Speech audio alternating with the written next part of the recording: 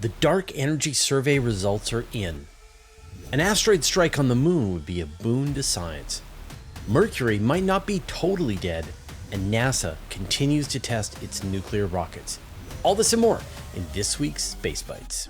Do you remember asteroid 2024 YR4? Well, maybe you don't, and that's because the asteroid slot in your brain was replaced with Comet 3I Atlas. This was this huge asteroid. It was all the rage last year. This was the one that had a non-zero chance of hitting the Earth in 2032, and yet now it's been forgotten. Well, while the chances of that asteroid hitting Earth have been dropped to essentially zero, there's still about a 4% chance that it's going to strike the moon in 2032. That's cool. And in fact, if it does happen, it will be a tremendous boon to science. And astronomers have written a paper where they calculate what we might see when this asteroid crashes into the moon. It will hit the moon with the impact like a medium-sized thermonuclear weapon. It'll be about 6 orders of magnitude more than an impact that we saw in 2013. It'll vaporize rock, turning it into plasma.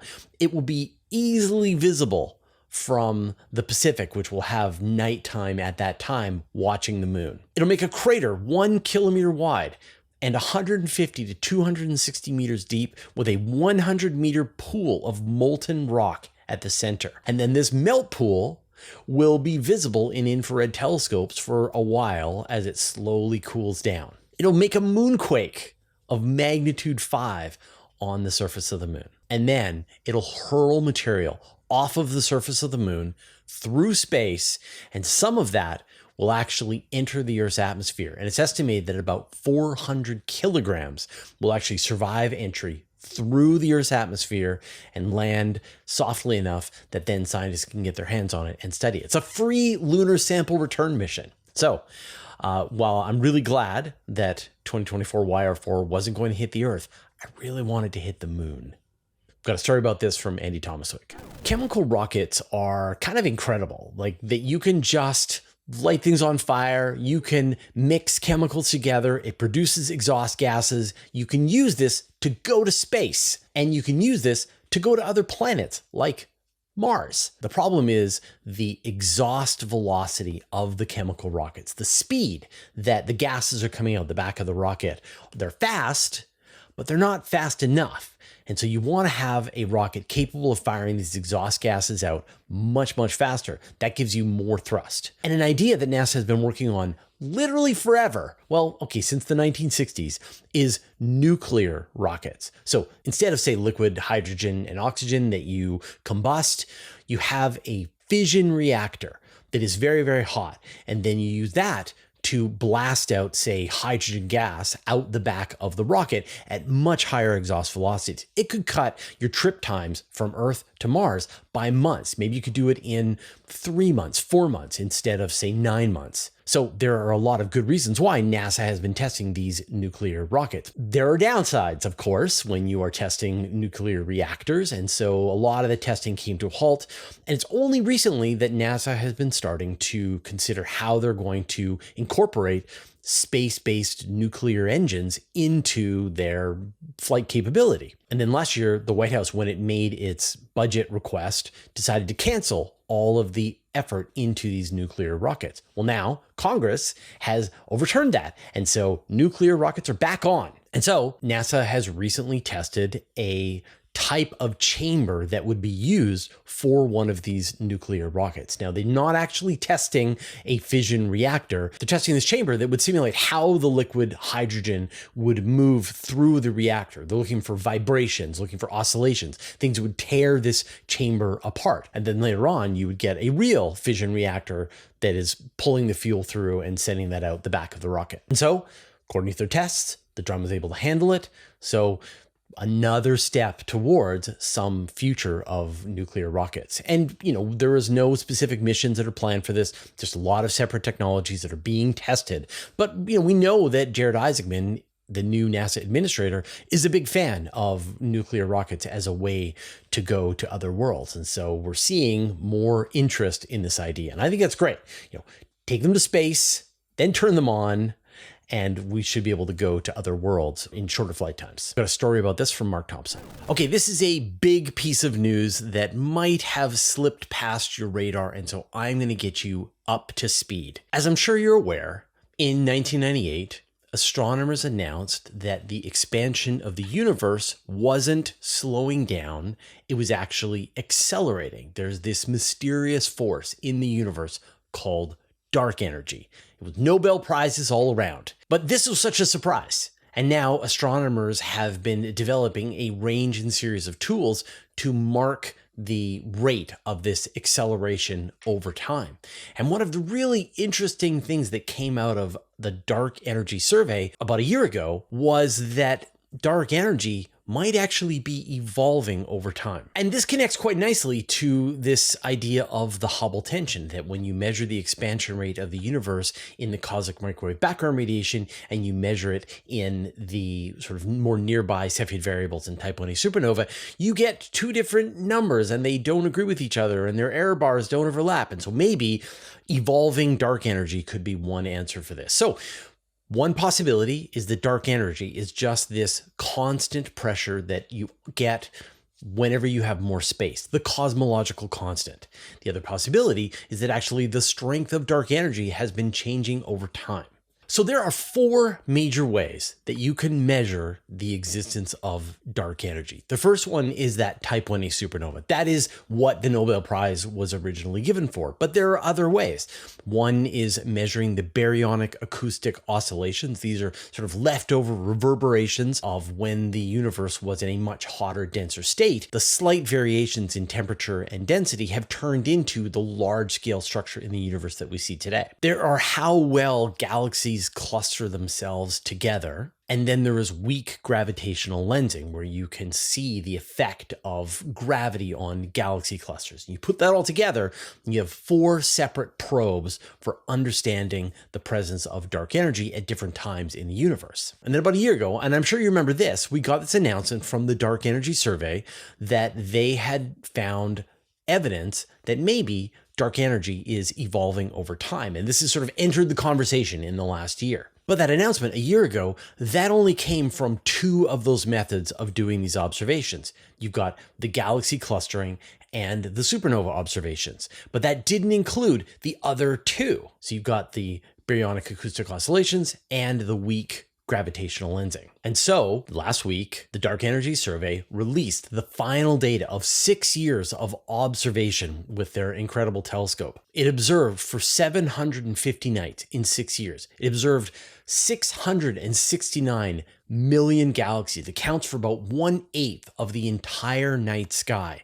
And from that, they were able to provide results for all four of those methods of studying dark energy. So what do they find? Well, the problem is they didn't get a certain answer either way. And in general, what they saw was that the amount of dark energy in the universe still matches this lambda cold dark matter model, lambda CDM, but it's a little bit in tension. So the supernova results and the baryonic acoustic oscillation results hint that dark energy is evolving, but the lensing clustering data show this clumping problem that was originally found about a year ago. And neither one crosses that really important 5 sigma level to say this is certainly the way things are going. And so, if dark energy has been evolving over time, the impact is fairly subtle. It is not this gigantic, obvious result that is just screaming out of the data.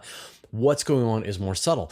And it's starting to kind of tease apart these separate lines of evidence. Could very well be that you still have lambda CDM, but maybe there's different physics in what's causing galaxies to cluster together. Maybe we don't understand how neutrinos work or something like that. So there is definitely new science, new physics to be uncovered in all of this results. And this is like the first big survey out of the gate.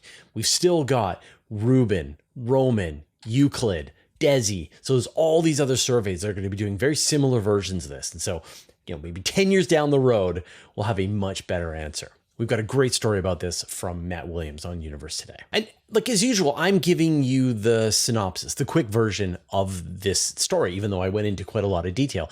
And the article by Matt on Universe Today goes into even more detail and really takes you through the line of reasoning to show where we are today. So if you want to get a better sense, and like this is one of the most important findings of the year so far, you should definitely check out the story. Mercury has always been thought of as a dead planet, but maybe it should be thought of as mostly dead. And that's because scientists have found several bright features on the surface of Mercury that indicate that it might still have volcanic outgassing. These features are called lineae, and they've been seen on Earth, and now it looks like they've been seen on Mercury. So planetary scientists went through 100,000 images taken by NASA's Mercury Messenger spacecraft. This was NASA's Mercury orbiter mission that wrapped up, but still scientists are going through the data. And these lineae are on the south-facing slopes of various impact craters. And it looks like there's some kind of volcanic outgassing that is happening. So it means that Mercury isn't dead.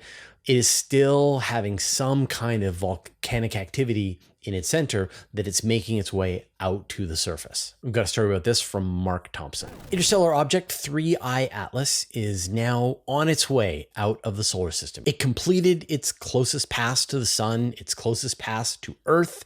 Still got Jupiter, but it is getting farther and farther away and dimmer. And so fewer telescopes are going to be able to image it. And eventually we will see our last picture of this comet. And we've been sharing every single picture that we can get our hands on from ground-based observatories, space-based observatories, rovers on other worlds. And here's another. This comes from NASA's Transiting Exoplanet Survey Satellite, the TESS mission, which is finding exoplanets around other stars, but was able to make a series of observations through Atlas from January 15th to the 22nd. So here's an animation that shows 3I Atlas. You can see the dot, and you can see its little tail. And at this point, it was magnitude 11.5, which is about 100 times fainter than you can see with the unaided eye. You definitely are needing a telescope, and now kind of a larger telescope, to be able to image 3I Atlas. Every week we do a vote on our channel where you tell us what you thought was the best space news story of the week. And the winner last week was the Artemis 2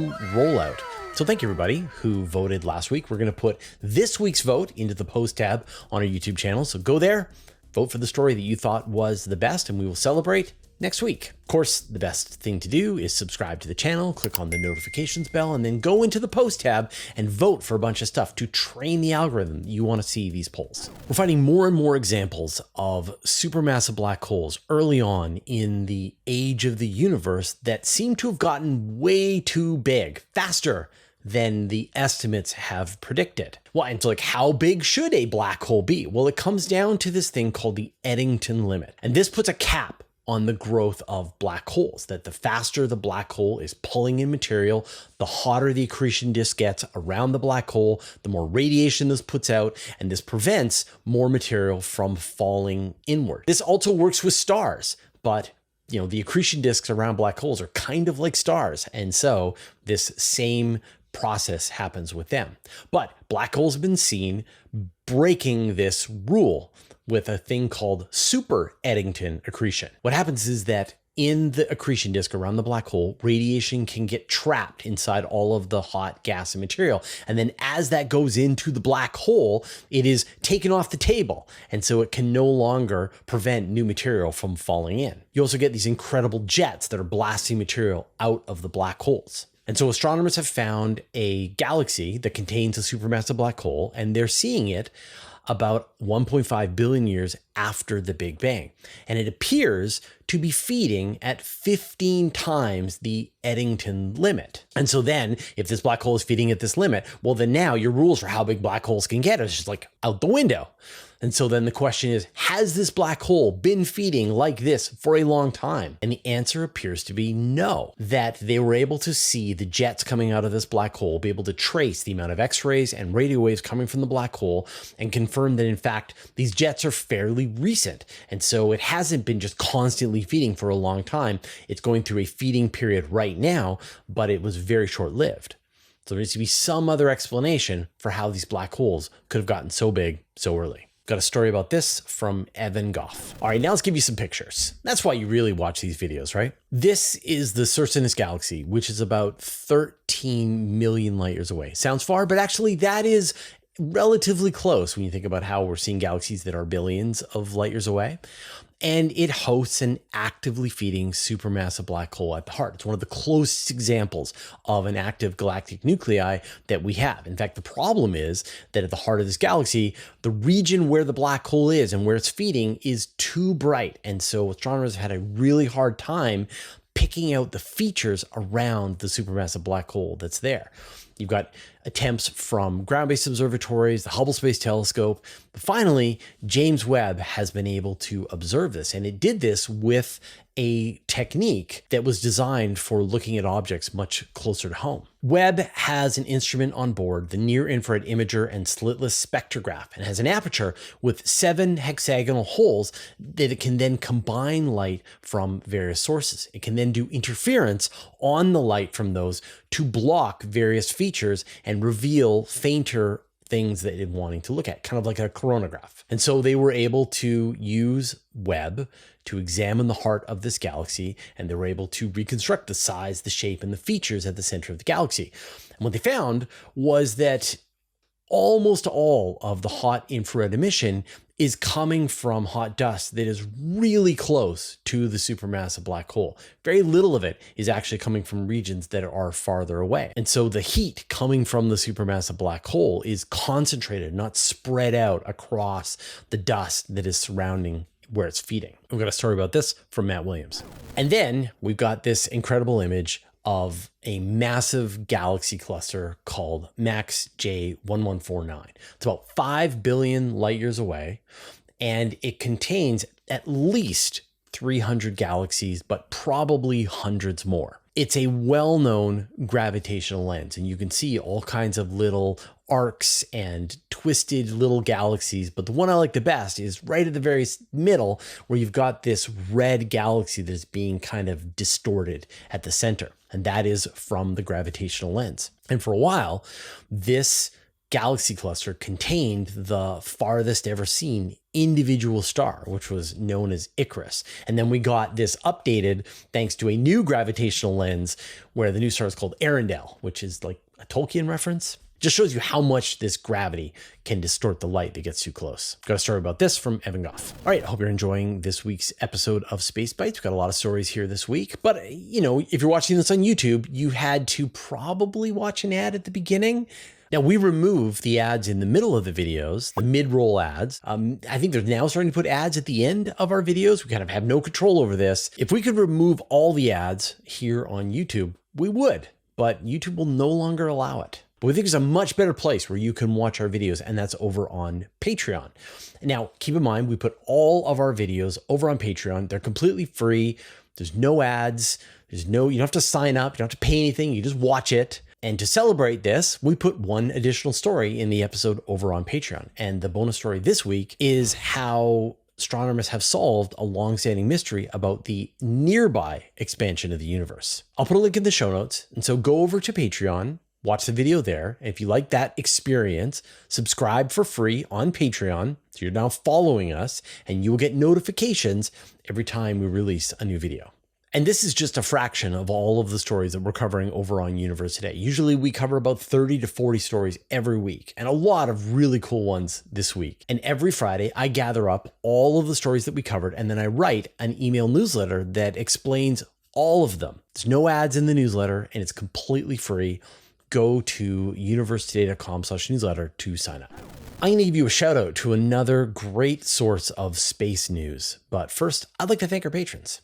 Thanks to Abe Kingston, Andrea Pedretti, Bear Lake Roofing, Brian Bodie, Caradwin, Chuck Hawkins, Commander Bailock, Cy Nelson, Dark Finga, David Gilton, David Matz, Evan Pro, Greg Feely, James Clark, Jeremy Madden, Jim Burke, Jordan Young, Josh Schultz, Marcel Smits, Michael Purcell, Nordspace, OneStepForAnimals.org, Paul Buck, Brent Kaidu, Richard Williams, Sean Sargent, Stephen Fowler Munley, Team 49, Telescopes Canada, Wolfgang Klotz, and Zeldemore Galactic Defender, who support us at the Master of the Universe level. And all our patrons, all your support means the universe to us.